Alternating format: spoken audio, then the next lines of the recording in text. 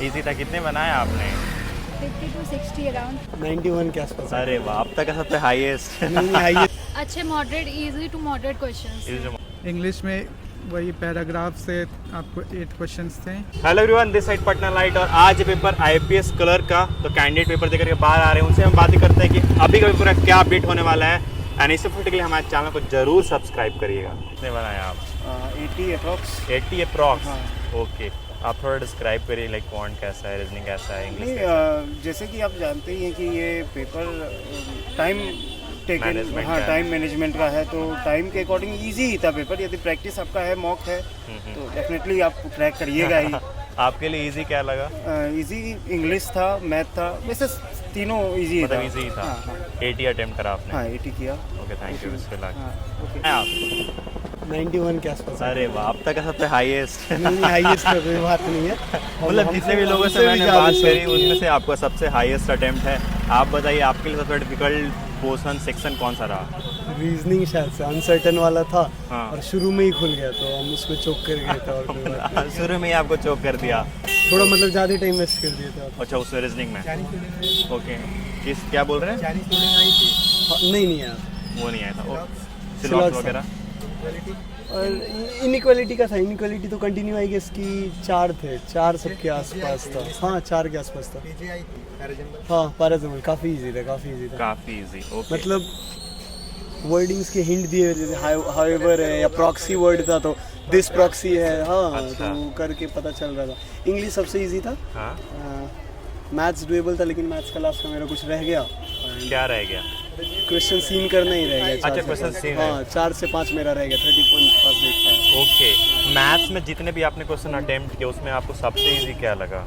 Simplification ही लग गया simplification ना। सारा हाँ। ही लगा। हाँ, और एक्चुअली वो क्या कहते हैं डीआई भी डुएबल था। डे वीडियो था 91 सारे एक्यूरेसी के साथ ही।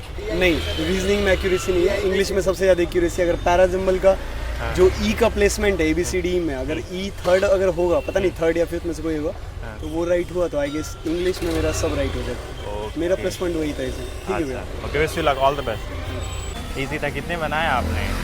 50 to 60 अराउंड। 60। सबसे इजी आपके लिए क्या लगा? सबसे इजी इस बार इंग्लिश रहा। इंग्लिश। एंड मैथ्स में दिक्कत हुई? अभी तो पूरा प्रिपरेशन नहीं था, तो सारा अटेम्प्ट भी नहीं कर पाए। ओके, रीजनिंग में कर पाए कि नहीं कर पाए? हाँ। रीजनिंग में सारा कर लिए? सारा तो नहीं हो सकता। 20 कितने मिनट में किए? 35। अच्छा। 20-25 किए होंगे। थोड़ा टाइमिंग का इशूज हो गए। स्पीड मैटर करता है ना, स्पीड। Exactly, speed mat. इतने सारे क्वेश्चंस होते हैं सारे। अच्छा, जो भी अटेम्प्ट करा विथ एक्यूरेसी किया? हाँ, हाईली चांसेस है कि सारा सही ही होगा। ओके। अच्छा, रीजनिंग में सबसे टफ आपके लिए क्या लगा? कौन सा सेक्शन? पजल। पजल्स। हाँ, किस पे puzzle। बेस था पजल? पजल्स था हाइट वगैरह पे ही था। सारा अटेम्प्ट करना बहुत मुश्किल है। ओके, कोई नहीं, विश यू लक आगे अटेम्प्ट Thank के you। लिए। इससे कैसे क्वेश्चन आए? लाइक क्वांट थोड़ा साइड हो जाए प्लीज़। क्वांट से कैसे रहे, इंग्लिश से कैसे हैं, रीजनिंग से कैसे हैं? अच्छे moderate, easy to moderate questions. Is जो मॉडरेट। हाँ।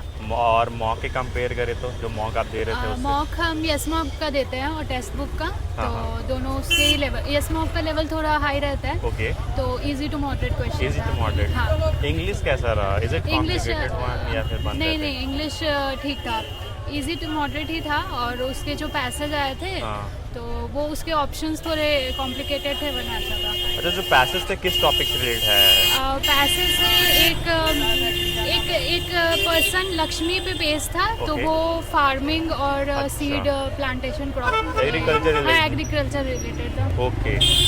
जो क्वांट सेक्शन था उसमें सबसे टफेस्ट पार्ट क्या रहा आपके लिए? तो मेरे लिए अर्थमेटिक था। Arithmetic। DI सॉल्व हो गया, नंबर Okay। सीरीज था, और अप्रोक्सीमेशन नहीं, सिंप्लीफिकेशन था। तो बस ये सब। ओके। और DI एक था। हाँ, एक DI। एक DI था, तो वो बनने लायक था। कितने क्वेश्चंस?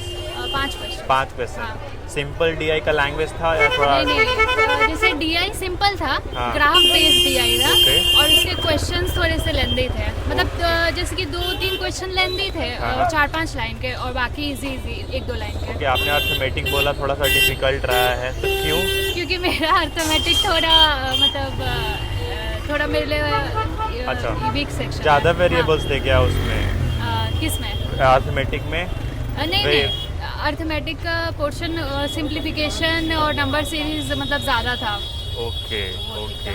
एंड टोटल अटेम्प्ट कितने किए आपने? मेरे टोटल अटेम्प्ट 76 है। 76 विद एक्यूरेसी ऑल। हाँ हाँ एक्यूरेसी हो ओके, आई विश कि आप मेंस पेपर लिखो, wish you luck. Thank you. बहुत इजी था पेपर। मतलब एक्सपेक्टेड लाइंस पे सारे क्वेश्चंस थे। हाँ नहीं, जो मॉक में था उससे इजी था। उससे भी इजी? हाँ, किसका मॉक लगा रहे थे आप? Olive board. अच्छा ऑलिव बोर्ड, तो उससे इजी था। ठीक है, किस किस टॉपिक से क्वेश्चंस रहे मैथ्स में? लाइक पूरा सारे टॉपिक से स्ट्रेटिक क्वेश्चन थे। इंग्लिश में थोड़ा एक दो क्वेश्चन टफ था। किस टॉपिक से या किस चीज़ से रिलेटेड वो? रीअरेंजमेंट। रीअरेंजमेंट वाले क्यों कॉम्प्लेक्स लगे आपको वो? थोड़ा उसमें वर्ड का ये था, डिफिकल्ट वर्ड्स यूज हो रहे डिफिकल्ट वर्ड्स यूज कर रहे एंड कितने टोटल अटेम्प्ट किए आपने? थे। 89। 18। बहुत अच्छा अटेम्प्ट करा है। एंड एक्यूरेसी कैसा है? एक्यूरेसी ठीक है। ठीक ठाक है। रीजनिंग का क्या सीन है?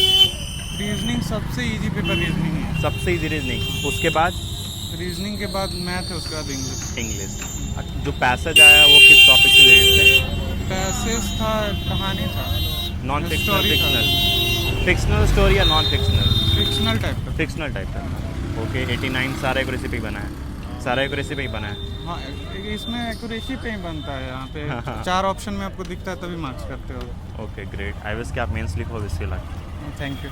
थिंक कैसा है पेपर? इजी था पेपर, बहुत इजी। बहुत ईजी। तीनों सेक्शन इजी लगा? तीनों सेक्शन बहुत इजी। कितने कितने अटेम्प्ट हो पाए? 90 अटेम्प्ट्स टोटल है। टोटल अटेम्प्ट रीजनिंग में 35, इंग्लिश में 27 Okay. और मैथ्स में 28। सबसे कम किस में अटेम्प्ट हुआ?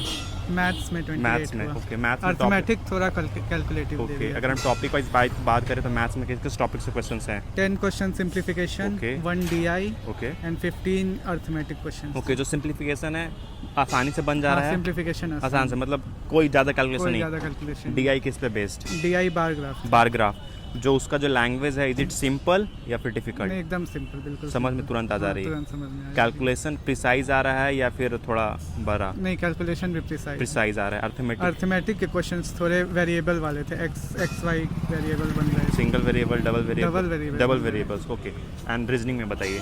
रीजनिंग में एक पजल था आपका, फ्लोर बेस्ड पजल Okay। था। एक सर्कुलर सीटिंग अरेंजमेंट था। हाँ।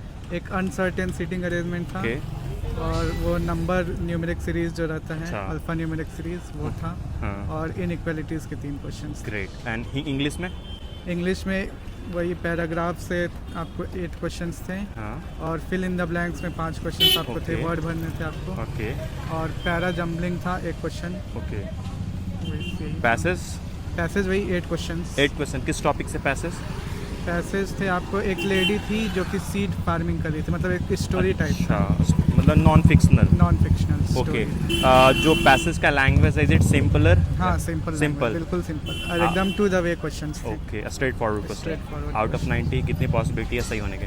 90 में से 88 तो सही हो जाए। ग्रेट, मतलब बहुत अच्छा एक्यूरेसी है। बहुत अच्छे। आई विश कि आप मेंस लिखो, wish you luck. Thank you. So ये अपडेट रहा फर्स्ट शिफ्ट के पेपर का। 91 जो है वो सबसे हाईएस्ट अटेम्प्ट है जितने भी कैंडिडेट से हमने बात की। बाकी जितने भी कैंडिडेट ने फर्स्ट शिफ्ट में पेपर दिया है वो कमेंट सेक्शन में अपना अटेम्प्ट बता सकते हैं। बाकी second shift, third shift, fourth shift का क्या अपडेट रहता है वो भी मैं आपको दूंगा। सो इस अपडेट्स के लिए हमारे चैनल को सब्सक्राइब कर लीजिएगा। Thank you so much.